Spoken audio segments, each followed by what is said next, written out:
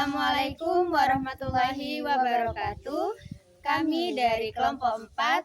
Saya Jumratun Najwa dengan NIM 255040209 dan ini teman saya. Nuril Umiratu Zahra dengan NIM 2550401. Di sini kami akan menjelaskan tentang filsafat pendidikan Islam menurut Al-Ghazali. Di sini saya akan menjelaskan poinnya saja. Al-Ghazali sering dianggap musuh filsafat karena kitab Tahfudz Al-Falasifah yang beliau miliki itu mengkritik para filsuf. Tetapi pandangan itu tidak dianggap utuh karena hanya melihat satu sisi karya dan mengabaikan karya yang lainnya. Al-Ghazali tidak menolak seluruh filsafat tetapi hanya mengkritik bagian yang bertentangan dengan ajaran Islam. Ia juga menolak ajaran utama filsuf yang ada 3, yaitu alam tidak diciptakan, yang kedua Tuhan hanya tahu hal umum, yang ketiga tidak ada bangkitan jasad setelah mati. Al-Ghazali menerima logika dan rasionalitas, terutama logika Aristoteles, lalu memasukkannya ke dalam ilmu kalam. Pemikirannya juga dipengaruhi filsafat Ibnu Sina.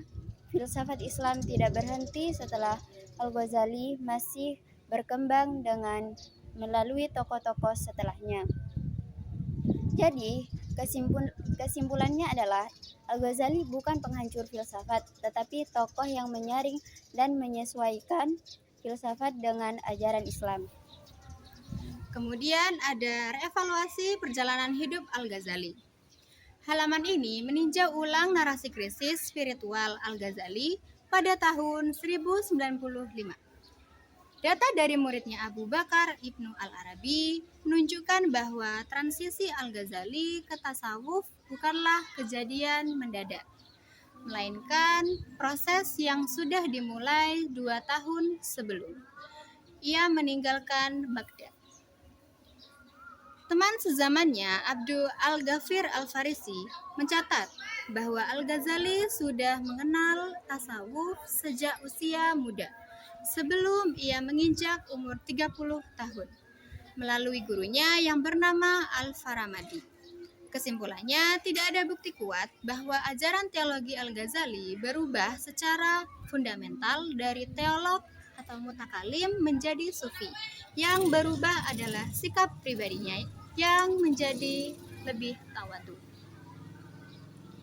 Yang kedua, ajaran kosmologi dan metafisika. Kosmologi Al-Ghazali dipandang sebagai hambatan terbesar bagi pemahaman yang koheren tentang teologinya. Dalam karya Miskat Al-Anwar, Al-Ghazali menggunakan bahasa yang menyiratkan prinsip-prinsip kosmologi filosofis yang dikembangkan oleh para filosof terdahulu. Al-Ghazali mencoba mendamaikan pandangan bahwa Tuhan adalah pencipta segala sesuatu dengan penjelasan sistematis mengenai bagaimana dunia ini bekerja. Yang ketiga, naturalisasi logika dan sains Yunani. Al-Ghazali berperan penting dalam proses naturalisasi, yaitu mempribumisasikan ilmu Yunani ke dalam bingkai Islam, sehingga unsur asing-asingnya tidak lagi terasa. Ia mengintegrasikan logika Aristotelian ke dalam disiplin kalam atau teologi Islam. Baginya, logika adalah alat netral yang valid dan demonstratif, yang justru memperkuat argumen-argumen keagamaan. Yang keempat adalah kritik terhadap para filosof. Meskipun mengadopsi banyak unsur filsafat, Al-Ghazali tetap kritis dalam karyanya, yaitu Tahfudz Al-Falasifah. Ia menolak keras 3 poin utama yang dianggap murtad. Yang pertama adalah keabadian alam atau qadim, yang kedua yaitu pengetahuan Tuhan hanya pada hal-hal universal, dan yang ketiga adalah pengingkaran kebangkitan jasmani. Penolakan ini dipandang sebagai bagian dari strategi untuk menyaring elemen filsafat yang tidak layak sebelum diintegrasikan ke dalam teologi Islam. Yang kelima yaitu kesimpulan review. Al-Ghazali bukanlah penghancur filsafat, melainkan seseorang naturalis yang menyelamatkan sains dan filsafat dengan memberikan wajah baru yang islami.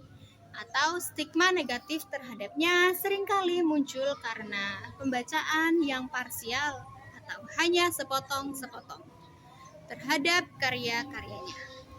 Itulah review jurnal mengenai filsafat pendidikan Islam menurut Al-Ghazali. Kurang lebihnya mohon maaf. Wassalamualaikum warahmatullahi wabarakatuh.